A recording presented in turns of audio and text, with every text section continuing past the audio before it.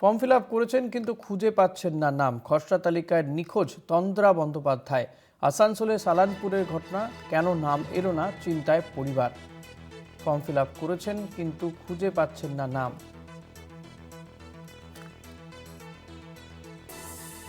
আমি যে এখানকার বাসিন্দা, হুম আমি যে ভারতীয়, হুম এতদিন পরে যদি এটা আমি ভারতীয় নই বলে প্রমাণ হয়ে যায়, তাহলে সেটা খারাপের জায়গা।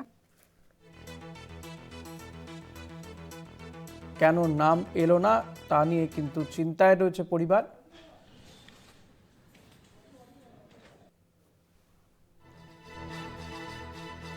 ফর্ম ফিল আপ করেছেন কিন্তু খসড়া তালিকায় নাম আসেনি। খসড়া তালিকায় নিখোঁজ তন্দ্রা দেবী। পবিত্র ব্যানার্জি রয়েছেন আমার সঙ্গে টেলিফোনে। পবিত্র, ঠিক কি অভিযোগ করছেন তিনি? দেখো ঋষি, তোমাকে বলে রাখি যে এই যে খসড়া তালিকা, সেই খসড়া তালিকা নিয়ে সব জায়গাতেই সংস্থা একটা তৈরি হচ্ছে, মানসিক সংশয়ে ভুগছে। ঠিক একই ঘটনা যেটা তোমাকে বলে রাখি যে আসানসোলের বারাবণী বিধানসভার সালানপুর ব্লকের 144 নম্বর ভোটের যে বুথ, সেই বুথের ভোটার তন্দ্রা বন্দ্যোপাধ্যায়, তার এই যে এসআইআর এর যে খসড়া তালিকা প্রকাশ হয়েছে, সেই খসড়া তালিকায় দেখা যাচ্ছে যে তার নামের বদলে তার নামের জায়গায় লেখা আছে নিখোঁজ।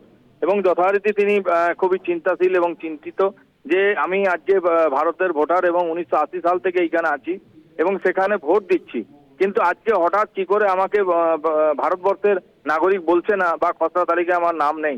এটা তিনি যেমন চিন্তায় পড়েছেন, এবং শুধু তাই নয়, তার পরিবারের লোকরাও খুব চিন্তিত যে এই যে নাম না থাকার যে কারণ, কেন এই যে খসড়া তালিকা, ইসিআই এর যে এই যে খসড়া তালিকা এবং সংশোধনী, তো কি কাজ করলো ইসিআই কর্তৃপক্ষ, ইসিআই যে দপ্তর, সেই দপ্তরের লোকরা তারা কোন দিকে এই খসড়া তালিকা সঠিক, এবং আদৌ যে খসড়া তালিকা নিয়ে এসআইআর নিয়ে এত ঢাকঢোল বাজানো, ঢাকঢোল পেটানো, তাহলে তার কি অর্থ হয়ে দাঁড়াচ্ছে, এই রকমই প্রশ্ন উঠেছে এখন বিভিন্ন অঞ্চলে, পাশাপাশি সেই পরিবারেরও। ঋষি, পবিত্র, জানতে চাইবো যে বিএলও তিনি কি বলছেন, কারণ এই তন্দ্রা দেবী তিনি তো ফর্ম ফিল আপ করেছেন বলছেন। বিএলওর কি বক্তব্য এই ক্ষেত্রে? দেখো, বিএলও এখানে মুখ খোলেনি, কিন্তু বিএলও কে পাওয়াও যায়নি। কিন্তু বিএলওর কাছে আমরা তাদের পরিবারের থেকে জানতে পারি যে বিএলও কে তারা বলেছেন, এবং তখন তারা বলেছে ঠিক আছে, তাহলে যদি নাম না পাওয়া যাচ্ছে তাহলে ফর্ম 6 আবার ফিল আপ করে নাম জমা দিয়ে দেওয়ার জন্য তাকে তারা যাবেন, এবং বিএলও নাকি তাদের সঙ্গে যোগাযোগ করবেন।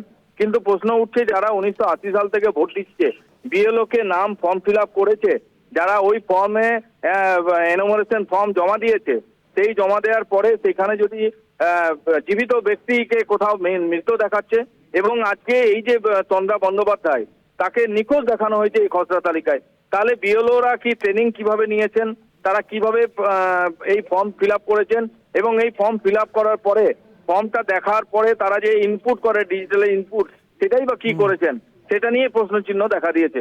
ঋষি, ধন্যবাদ পবিত্র। কথা বলছিলাম প্রতিনিধি পবিত্র বন্দ্যোপাধ্যায়ের সঙ্গে।